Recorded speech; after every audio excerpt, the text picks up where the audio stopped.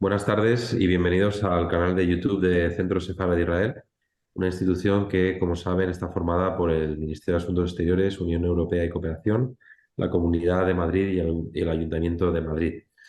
Además, les damos la bienvenida a una nueva sesión del ciclo Diálogos para la Paz.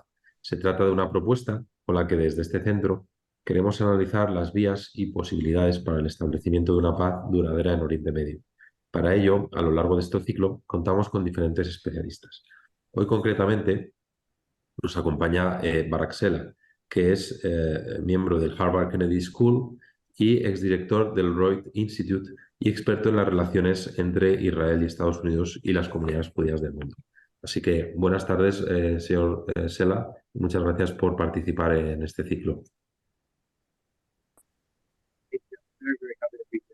Muchas gracias, es un placer estar aquí con ustedes. La primera pregunta que le queremos formular es la siguiente. ¿Por qué cree que fracasaron los intentos históricos del establecimiento de una paz entre israelíes y palestinos? Y en concreto, ¿por qué cree que fracasaron los acuerdos de Oslo?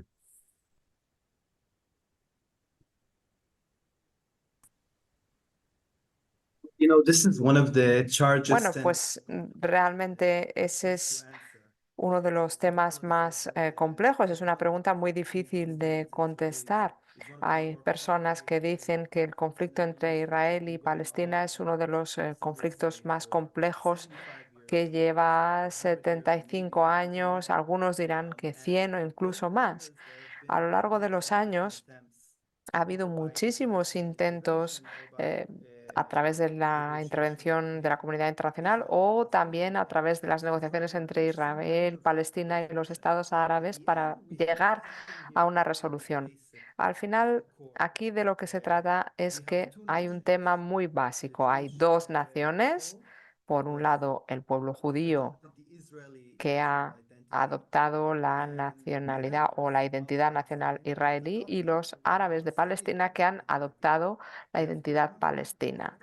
Tenemos que recordar que estas dos identidades, tanto la palestina como la israelí, son nuevas, relativamente modernas, identidades que se han desarrollado en el último siglo. No estamos diciendo que estos pueblos no existiesen antes. Claro, el pueblo judío lleva existiendo miles de años y tiene conexiones con el territorio desde hace miles de años. Y los palestinos, igual, muchos son personas cuyos ancestros ya vivían allí. O sea que hay dos naciones que están reclamando la propiedad del mismo territorio. Al final estamos hablando de algo que va más allá de una mera cuestión territorial, porque si fuese una cuestión territorial, la solución sería pues la que se da en cualquier tipo de conflicto de este tipo, pero no podemos describir el conflicto como un conflicto territorial, sería demasiado simplista. Es un conflicto que es muy complejo y creo que esto se debe a que realmente estamos hablando de la identidad. Lo más potente, lo que más motiva a la gente, más que el dinero, más que el poder, más que la tierra, es realmente la identidad. Y es un conflicto que tiene que ver con la identidad de ambos pueblos. Es un conflicto eh, en el que ha habido muchos intentos de lograr la paz. ¿Y por qué han fracasado? Bueno, pues hay muchas razones. Se puede ver que en los distintos momentos de las negociaciones los distintos bandos no estaban siendo 100% sinceros o comprometidos con el proceso de paz.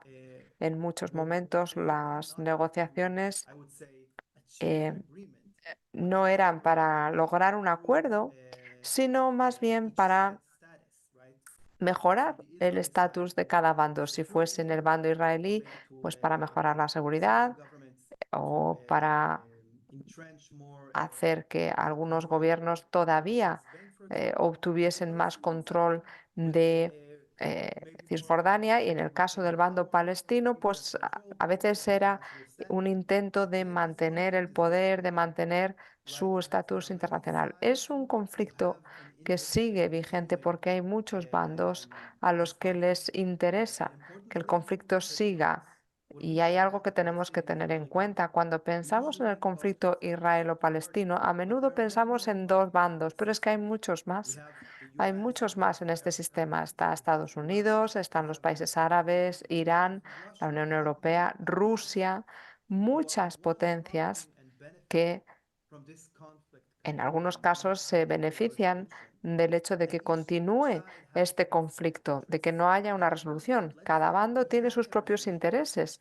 Y luego imaginen que haya una resolución al conflicto. ¿A quién beneficiaría? Imaginen que hoy se lograse la paz entre Israel y Palestina.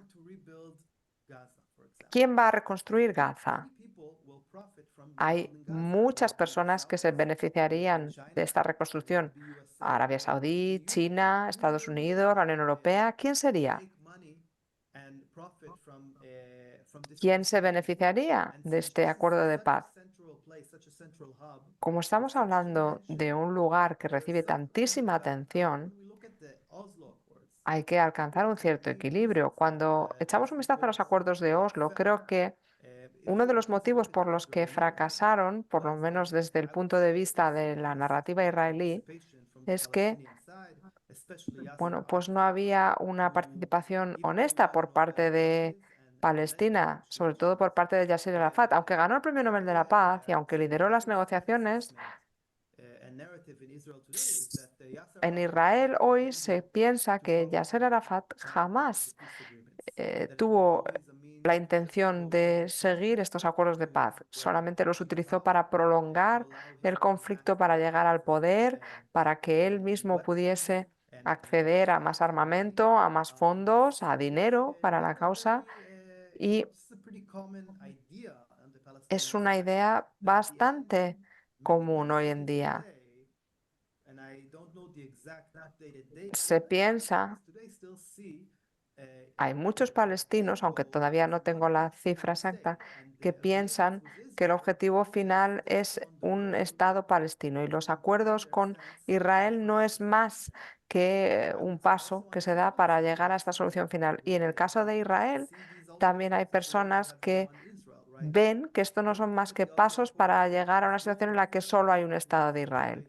En el caso de los acuerdos de Oslo, aunque se estuvo muy cerca, pues creo que el principal motivo por el que fracasaron estos acuerdos, en el caso de Israel, fue el caso del asesinato de Isaac Rabin el 4 de noviembre de 1995. Ahí un asesino, un extremista, lo asesinó en una manifestación por la paz. Y esto hizo que, eh, bueno, pues cambiase la situación. Él tenía una capacidad de liderar estos acuerdos. Después de su asesinato, llegó Netanyahu, que es el primer ministro en la actualidad, y llegó al poder por primera vez en 1996. Hubo muchos años en los que se intentó negociar sin éxito y luego, a principios de los 2000, la segunda intifada lo que hizo fue poner fin ya a los acuerdos de Oslo, que había generado este mal ambiente entre Israel y Palestina.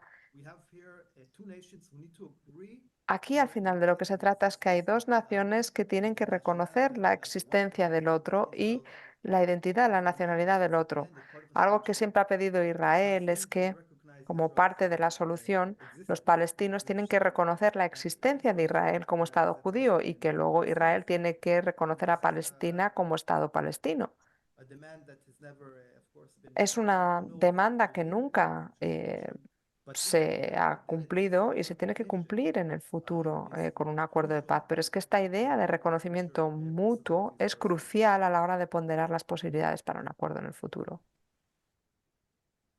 Bueno, muchas gracias. En ese sentido, creo que en parte ha respondido a la siguiente pregunta que le voy a formular, pero pienso que también puede elaborar un poco más. Y es, ¿en qué condiciones, o más bien, qué condiciones cree que deben darse para que se estabilice la situación actual y se camine hacia un proceso de paz duradero? Entiendo que el reconocimiento mutuo es una de ellas, pero ¿qué otras se deberían dar para que llegara a una paz duradera?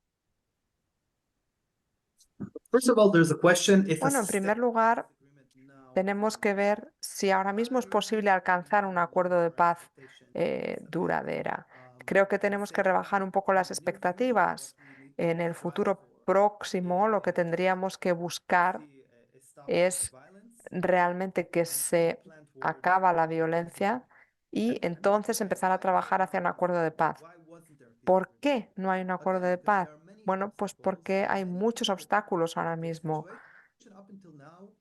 La situación ahora mismo ha beneficiado a muchas personas. A muchas personas les iba bien que se mantuviese la situación y luego ir avanzando hacia un acuerdo de paz, lo cual cambiaría las dinámicas de poder. En la situación actual nos encontramos en un brete porque realmente antes del 7 de octubre en Israel, pues había una idea que era la siguiente: aunque no se alcanzase la paz con los palestinos, pues tal vez poco a poco podríamos llegar a una situación en la que no hubiese violencia.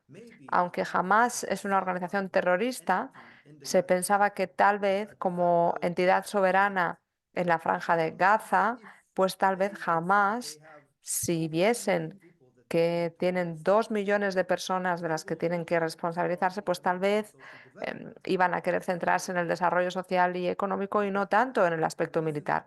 Esa era la idea que había antes del 7 de octubre.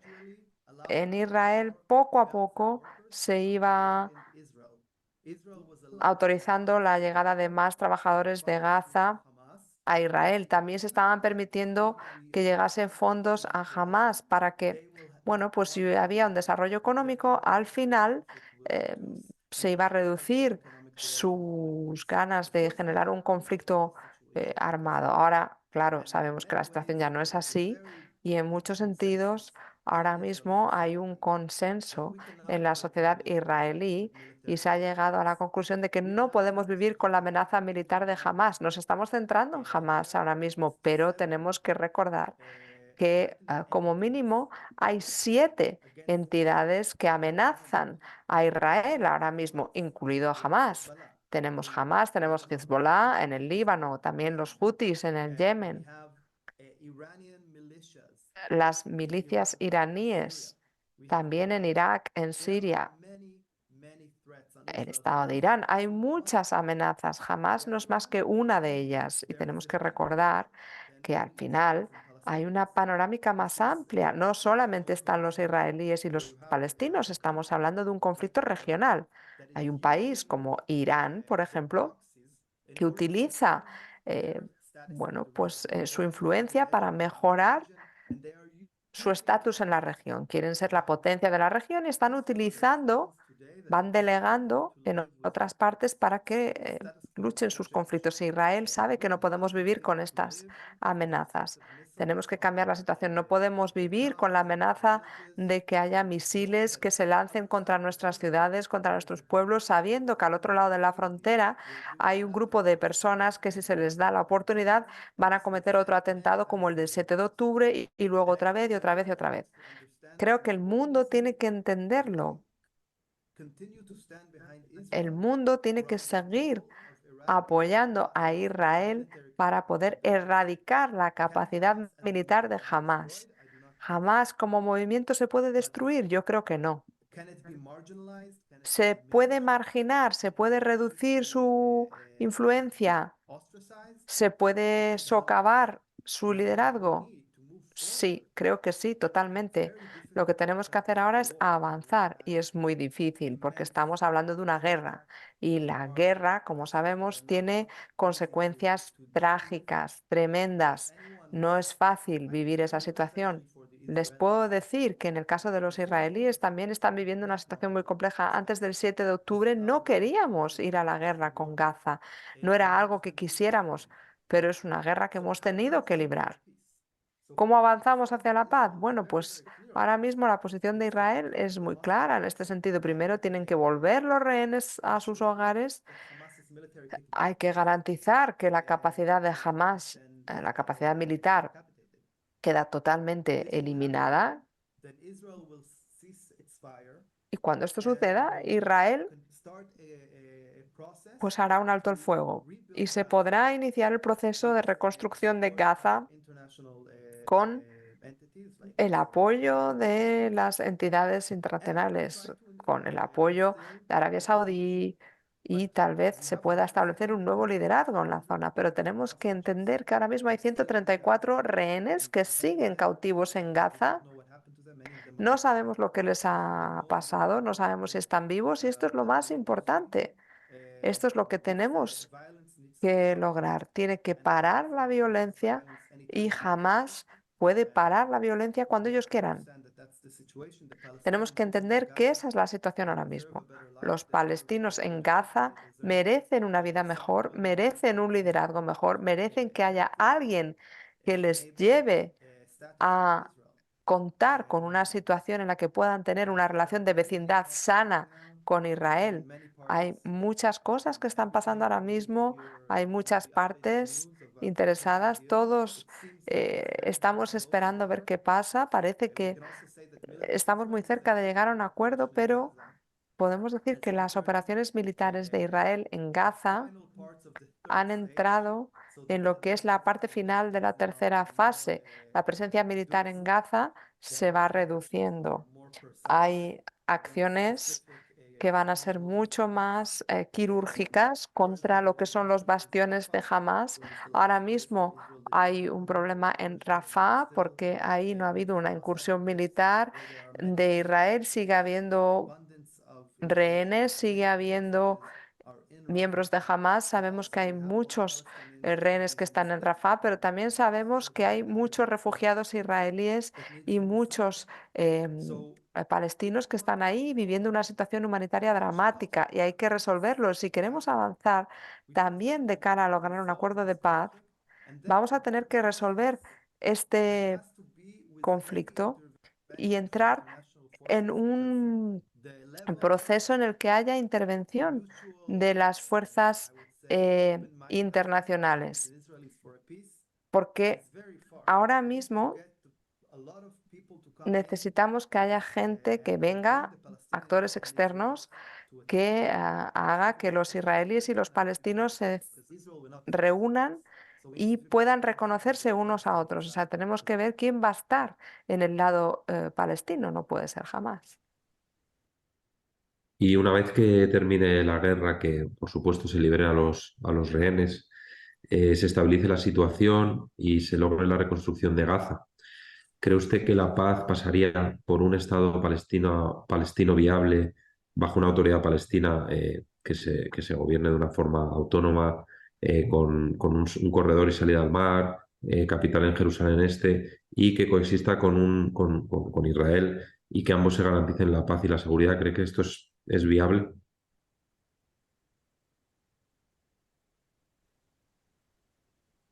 I don't only think that this is feasible. No solamente creo que sea viable, es que creo que cualquiera que no vea que esta es la solución, la única solución al final, se está engañando. Al final, sabemos que aquí hay dos pueblos, dos naciones, sabemos que necesitan y merecen la autodeterminación, algo que digo una y otra vez, sobre todo aquí en Harvard, cuando hablo con otras personas, cuando hablo del sionismo, les digo, ¿qué es el sionismo? Vamos a ver, el sionismo es una idea muy sencilla, es un movimiento nacional judío, es la idea de que el pueblo judío tiene derecho a la autodeterminación, lo mismo que los palestinos. Yo como sionista reconozco el derecho a la autodeterminación de Palestina, lo reconozco. Y los palestinos, creo que muchos, aunque no lo digan, también reconocen nuestro derecho para la autodeterminación. Al final, esa es la única solución. ¿Cómo se va a conseguir? ¿Cómo se puede hacer? Bueno, pues tenemos que abordar las distintas complejidades que plantea esta situación. Tenemos que abordar el hecho de que Israel va a tener unas necesidades de seguridad únicas.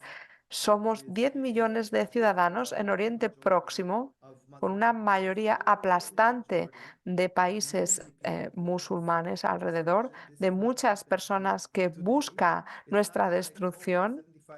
no es algo que haya sucedido de la noche a la mañana, no es por lo que está pasando ahora en Gaza.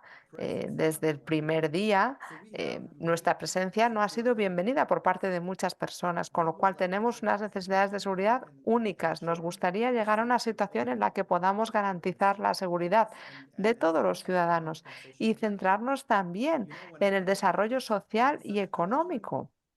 Es que al final es una tragedia las oportunidades que se han perdido económicas, sociales, que se podrían haber dado en esta región si Israel y Palestina hubiesen sido capaces de trabajar juntos. Es que estamos hablando de muchísimas oportunidades. Si nos lo planteamos desde un punto de vista empresarial únicamente, todo el capital que estamos desperdiciando, es que es increíble. Al final vamos a tener que llegar a un Estado palestino, claro, pero va a tener que ser un Estado desmilitarizado y va a tener que ser una situación en la que se tengan en cuenta las necesidades de seguridad de Israel. Tiene que haber garantías de los países limítrofes, de Egipto, de Arabia Saudí, de Jordania. Son países que, bueno, han demostrado, ¿no? Vean los acuerdos de paz con Egipto y Jordania, Israel y Jordania, Israel y Egipto.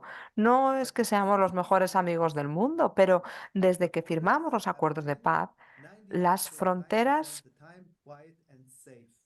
han estado tranquilas en un 99,9% de las ocasiones. Jordania, Egipto han demostrado que desde el punto de vista de seguridad son socios fiables que permiten garantizar nuestra seguridad.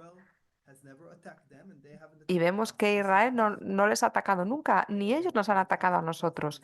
Es posible lograrlo. En el caso del Estado palestino sería más complejo, pero tendríamos que hacerlo. Yo no sé si va a ser con la autoridad palestina. A lo mejor tenemos que hablar de una autoridad palestina actualizada, mejorada, reformada, que va a tener que generar unas instituciones democráticas. Tiene que haber una mayor apertura, mayor participación de la generación más joven, pero a ese punto vamos a tener que llegar, claro.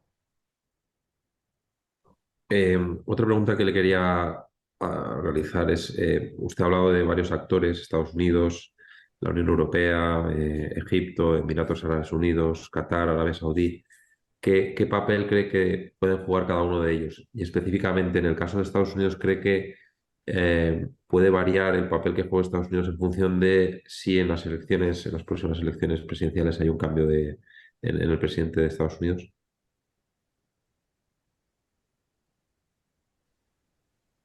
I think the next elections in Yo the creo que las próximas elecciones en Estados Unidos van a ser cruciales. Bueno, y no solo en Estados Unidos. En el 2024 he visto hace poco que va a haber 4.000 millones de personas que van a tener que votar. Va a haber muchos procesos electorales, va a ser un año crucial, va a haber cambios en los liderazgos en todo el mundo, van a cambiar las prioridades y obviamente la guerra en Gaza, la resolución de esta situación va a ser una cuestión primordial.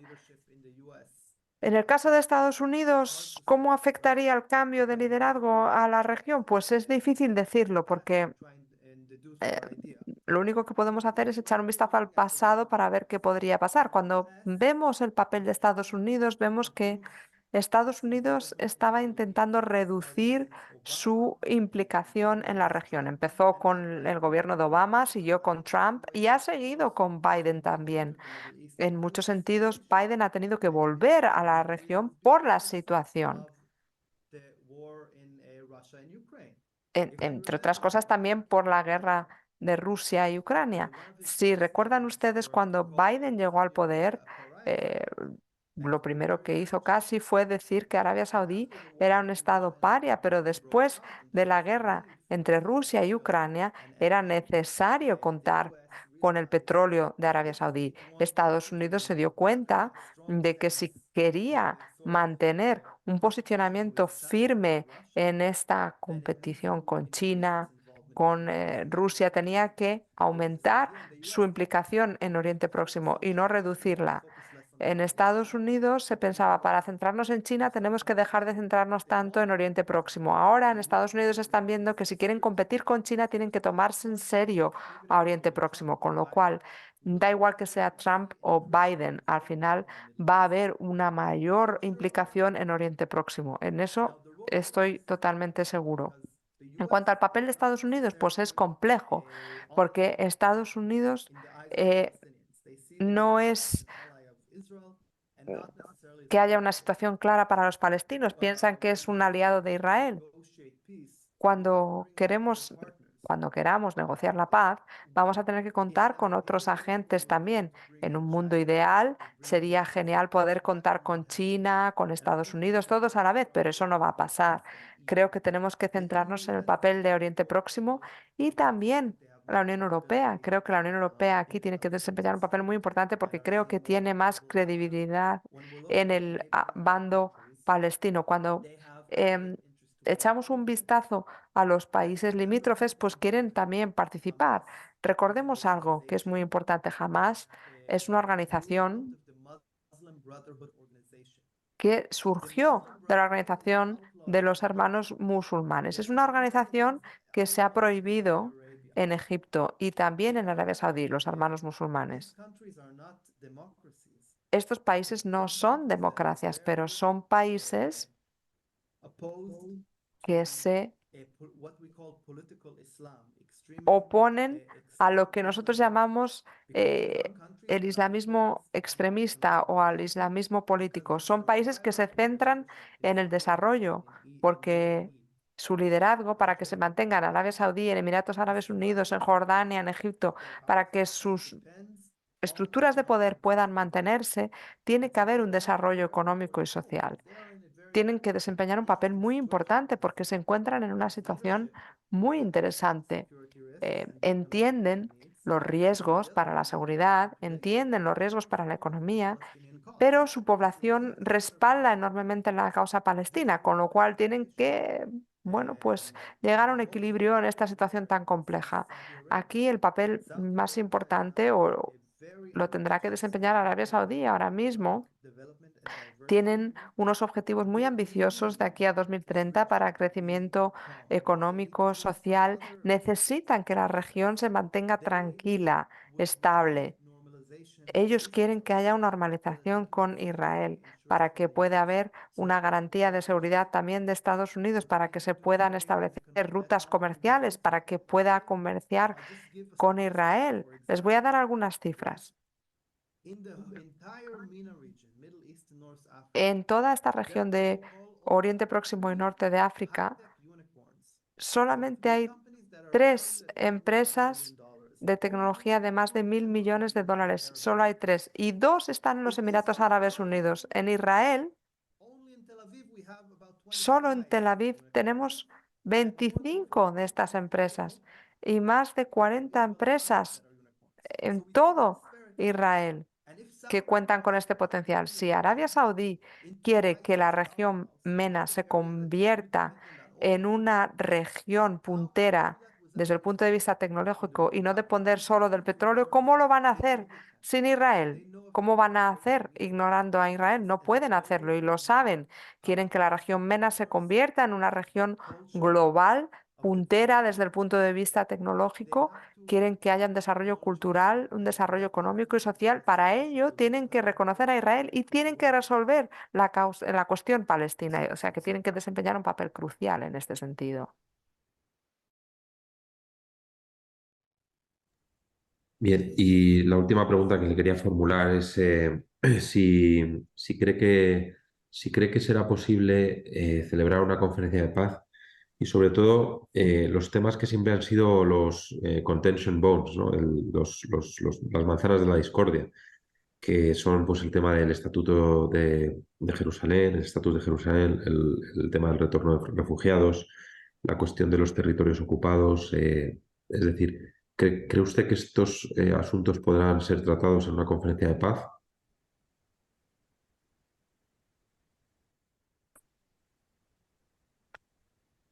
They must. I think we'll have to go through them. Sí, yo creo que son cuestiones que vamos a tener que abordar. Esas han sido siempre las ideas centrales. Los obstáculos, ¿cuáles han sido? Pues siempre la cuestión de los refugiados, del estatus de Jerusalén, las fronteras, los asentamientos, claro, son los temas centrales. Para llegar a un momento en el que se pueda celebrar una conferencia de paz, primero tenemos que entender que tanto Israel como Palestina están traumatizados. A nivel personal, los ciudadanos están traumatizados. Tenemos que entender que hay cientos de miles de personas a ambos lados y ni siquiera estoy hablando de las personas que han perdido familiares. Estoy hablando de personas que ya no viven en una situación de estabilidad, de paz, de seguridad. Están viviendo un trauma. Vamos a necesitar tiempo para que sanen esas heridas, para que la gente pueda recobrar la confianza en su vida cotidiana, para que la gente pueda volver a hablar de paz. Porque si echamos un vistazo a las encuestas a lo largo de los años, la mayoría de los palestinos, la mayoría de los israelíes siempre han apoyado llegar a una solución. A lo mejor hay diferencias en cuanto a la solución, pero en ambos bandos siempre había una mayoría que buscaba una solución. En la situación actual no sabemos qué pasa. Hay encuestas, sí, pero tampoco podemos fiarnos de las encuestas que se generan ahora mismo. Es un momento muy intenso. Esto no significa nada. Primero tiene que acabar la guerra. Tiene que haber un cambio de liderazgo en ambos lados, tanto en Israel como en Palestina.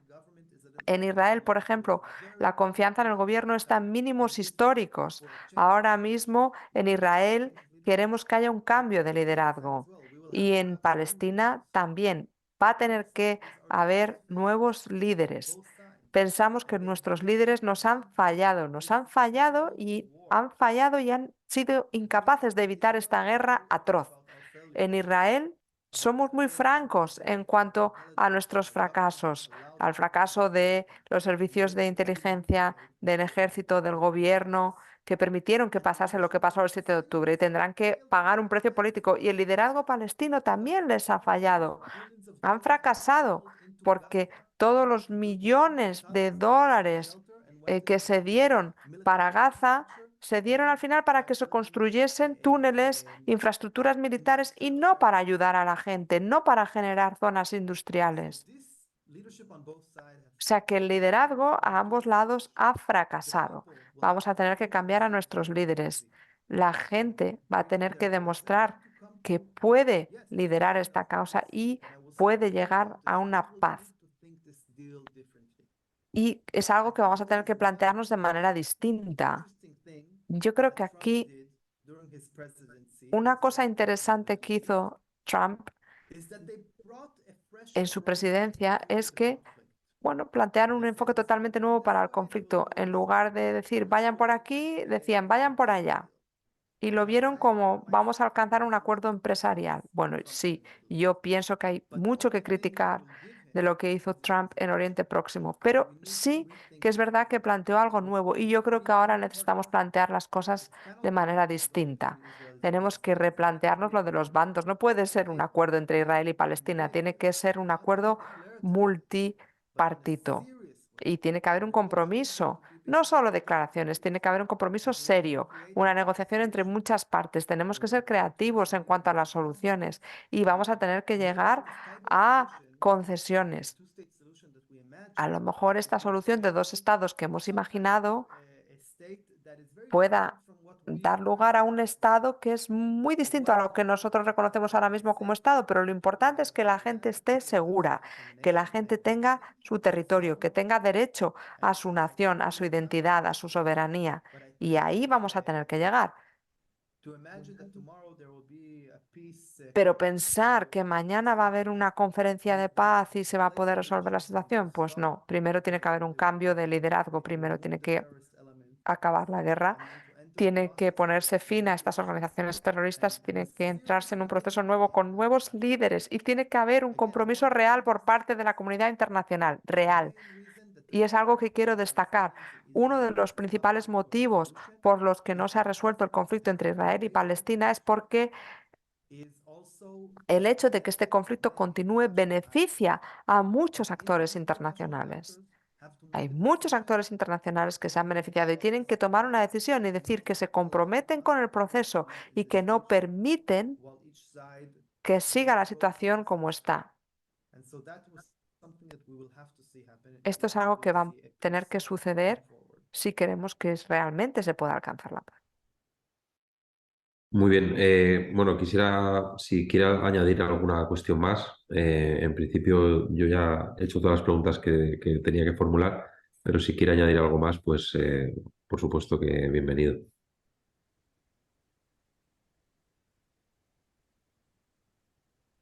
I will say something on a personal note. A mí sí que me gustaría hacer un comentario personal. And I think I speak for many Israelis. Estoy dando mi opinión y creo que la de muchos israelíes. En la Declaración de Independencia de Israel se dice que buscaremos la paz con nuestros vecinos. Esto no ha cambiado, no ha cambiado. La idea de paz sigue estando vigente, seguirá estando siempre vigente, porque forma parte de nuestra identidad.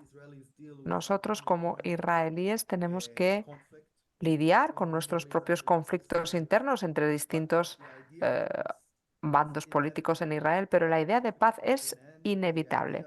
Los conflictos al final acaban y la idea de paz es que la paz es la única solución, la única manera de avanzar. Aquí tenemos que ser eh, flexibles.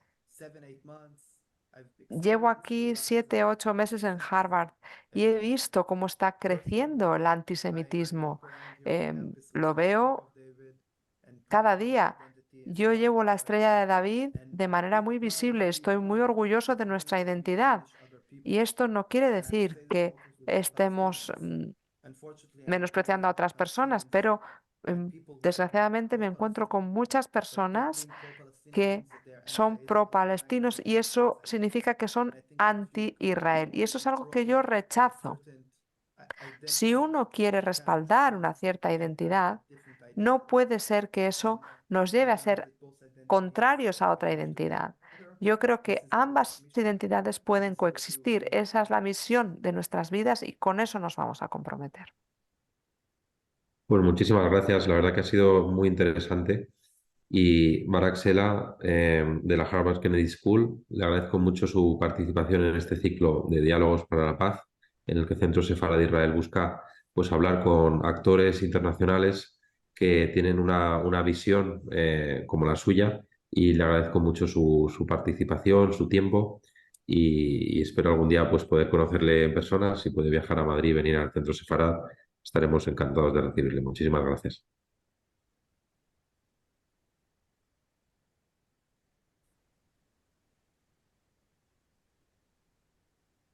Gracias. Muchas Gracias. gracias. Adiós.